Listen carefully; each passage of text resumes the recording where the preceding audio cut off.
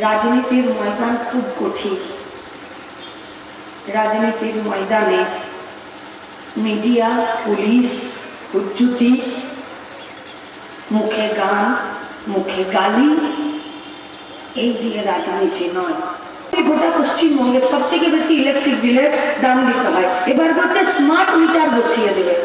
Smart meter বসাইও smart, তো smart আপনি যত টাকা আগে ভরবেন সেই টাকা অনুযায়ী মিটার চলবে, আপনার টাকা শেষ, ও স্মার্টলি নিজে বন্ধ হয়ে বাড়ি থেকে বেরিয়ে চলে যাবে। এটাই হলো স্মার্ট মিটার।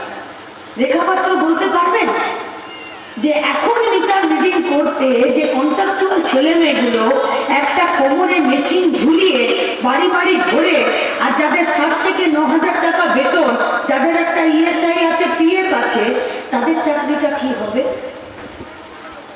আচ্ছা, বিকল্প চাকরি পশ্চিমবঙ্গে স্মার্ট মিটার বাদে এই যে পুরোনো মিটার ছিল, সেই মিটারগুলো রিডিং নিতে যাওয়ার জন্য যে কয়েক লক্ষ ছেলে মেয়ে চাকরি করে, এদের চাকরিগুলো এক ধাক্কায় চলে যাবে।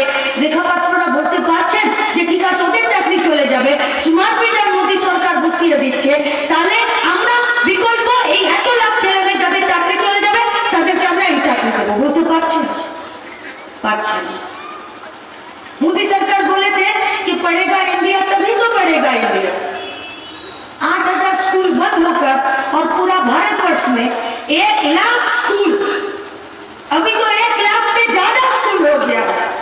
ये 1 लाख स्कूल শুধুমাত্র একটা মাস্টারমশাই দিদিমণিদের জন্য সেখানে তারা চাকরি করছেন, শুধু একটা মাস্টারমশাই বা দিদিমণিদের ভরসাতে ওই স্কুলগুলো চলছে। সেই স্কুলে যদি 4টা ক্লাস থাকে, তাহলে 40টা করে যদি বাচ্চা থাকে, তাহলে 160টা বাচ্চাকে একটা মাস্টার দিদিমণি 4টা ক্লাসে 4টা করে সাবজেক্ট পড়াতে পারবে। তাহলে গরিব বাড়ির বাচ্চারা কোথায় পড়তে যায়? पूरा भारतवर्ष में शेड्यूल कास्ट, शेड्यूल ट्राइब, आदिवासी, दलितों का बच्चा कहाँ पढ़ने जाएगा? যার বাপের পয়সা সে পড়বে, যার বাপের পয়সা নেই সে পড়বে না। মমতা ব্যানার্জি বললেন আমি স্টুডেন্ট ক্রেডিট কার্ড দেবো।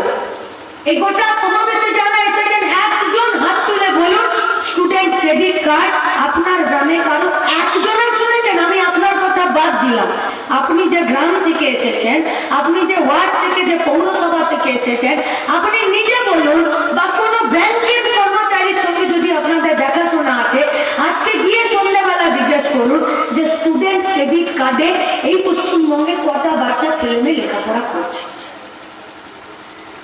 গতবার 4 লক্ষ ছেলে মেয়ে মাধ্যমিক পরীক্ষা থেকে তারা পরীক্ষায় বসে, ড্রপ আউট হয়েছে।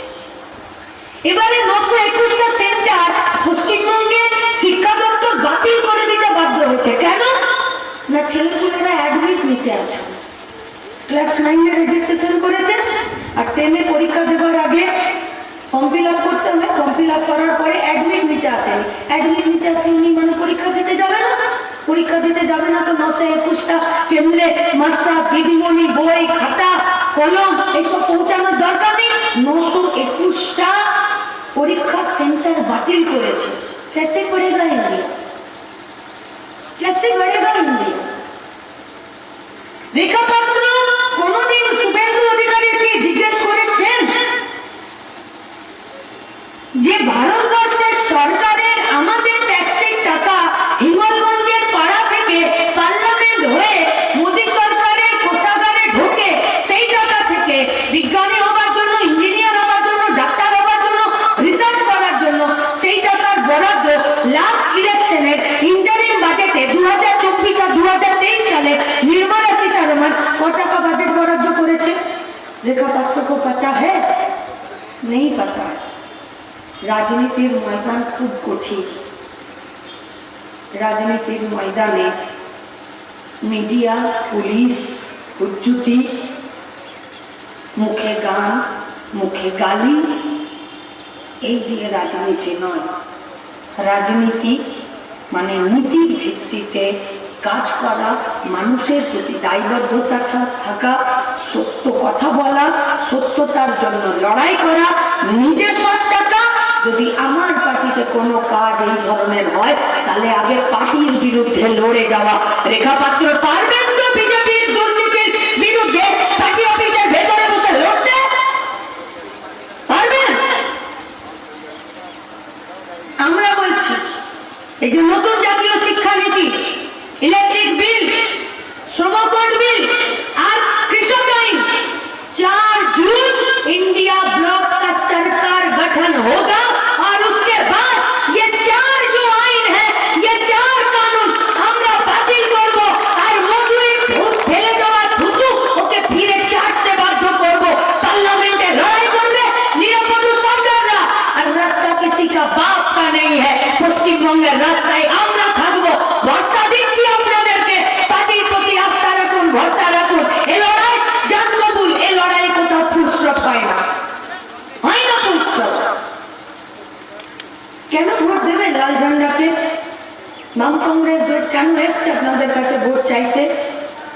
কেন? আমি গতকাল অব্দি জানতাম যে এই সভাটা বাতিল, এই সভাটা হবে। গতকাল সকালেও অঞ্জনা বোধরা এরা সব সিদ্ধান্ত নিচ্ছিল যে এই সভাটা বাতিল করতে হবে। কেন না, মানুষ এখন যেটা সব থেকে প্রয়োজনীয় সেটা হচ্ছে খাবার জলটা পাচ্ছে। মানুষের ঘর, টালির চাল, তালপাতার বেড়া সব উড়ে চলে গেছে। তাহলে এখন মিটিং করা ঠিক না। রাজুদা ফোন করলো, অঞ্জনা বোধরা ফোন করলো, বললো দেখো যে মাঠটাতে সমাবেশ করার ছিল সেই মাঠটা আর ঘুরবে না, কিন্তু সভাটা করতে হবে কর্মীদের কথা। আর আমাদেরও মনে হচ্ছে যে সভাটা করে নেওয়াটা ভালো, অন্তত পক্ষে একটা বার আমাদের পুরো কথাটা মানুষের কাছে যাক, তোমাকে বলতে হবে। আমি বললাম দাদা তোমার কথা শুনে আমার মন খারাপ হয়ে গেল। বললো কেন? এই যে শুনলেন বলতে বলতে শুরুতে একটু কাশলাম, প্রবলেম হচ্ছে এত আস্তে কথা আমি বলি না, গলাটা ধরে গেছে, নিজের আওয়াজ নিজে চিনতে পারছি না। তাহলে একটা দিন যদি একটা সভা বাদ হয় তো আমি খুশি হচ্ছি। আমি যেই শুনলাম যে সভাটা হবে তো আমার মন খারাপ হয়ে গেল। তার ফোনটা রেখে অফিসে বসে আছি, রাজ্যের প্রেসিডেন্ট ধ্রুবও আছে, আমি আছি, আমাদের সাথে আরো কিছু ছাত্র যুব কমরেডরা অফিসে আমরা প্রতিদিনই ভোটের কাজ করছি। তো ধ্রুবকে বললাম ধ্রুব আমার মন খারাপ। ধ্রুব বললো আরো একটা লোকের মন খারাপ। বললো কার? বললো তৃণমূলের। বললাম কেন? বলছে ঝড় তো ভালো হলো না, ত্রাণ এলো না, লুটে ফুটে খাওয়া হলো না, তোমার মন খারাপ, ওদেরও মন খারাপ, সবার মন খারাপ। আচ্ছা আইলা কোন সালে এসেছিল? আইলা 9 তারপরে 2014 সাল, তাই তো? ঠিক বলছি তো? তখনও দুটো আমাদের এমপি, একটা মোহাম্মদ সেলিম, একটা বদরুদ্দোজা খান, একটা রায়গঞ্জ, একটা মুর্শিদাবাদ, ঠিক বললেন তো? আচ্ছা 2009 আমাদের অনেকগুলো এমপি, 2004 আমাদের অনেকগুলো এমপি, আর দিল্লিতে মনমোহন সিং এর সরকার। একটু সংসারে খুঁটিনাটি হয়েছিল বলে 2004-এর পর 2009 সরকারের সাথে আমরা ছিলাম। কিন্তু আইনার পরে কংগ্রেসের সরকার আর সুন্দরবন উন্নয়ন দপ্তর 5,000 কোটি টাকা গ্যাটের দমে লড়ে 3,500 কিলোমিটার কংক্রিটের বাঁধ তৈরি করার জন্য স্যাংশন করিয়ে নিয়ে টাকাটা কই? নুসরাতকে জিজ্ঞেস করুন, ও বলছে ডান্স করছে। আচ্ছা এখানে তো অনেকগুলো তৃণমূলের বিধায়ক, পঞ্চায়েতের মেম্বার তৃণমূলের, ডাঙ্গের জোরে মানে ডাঙ্গের জোরে জিতেছে না এরা পঞ্চায়েত, হ্যাঁ? আচ্ছা পুলিশ আর ভিডিও যদি না থাকতো এই তৃণমূলকে মেরে এদের সাটা ভেঙে দিত না? মানুষ ভেঙে দিত তো? তাহলে পুলিশ আর ভিডিও আছে বলে তো তৃণমূল বেঁচে আছে।